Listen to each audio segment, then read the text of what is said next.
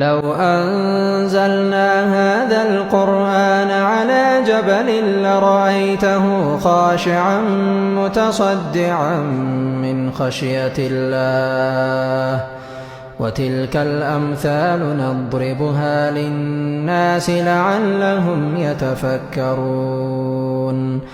هو الله الذي لا إله إلا هو عالم الغيب والشهادة هو الرحمن الرحيم هو الله الذي لا إله إلا هو الملك القدوس السلام المؤمن المهيمن العزيز الجبار المتكبر سبحان الله عما يشركون هو الله الخالق البارئ المصور له الأسماء الحسنى يسبح له ما في السماوات والأرض وهو العزيز الحكيم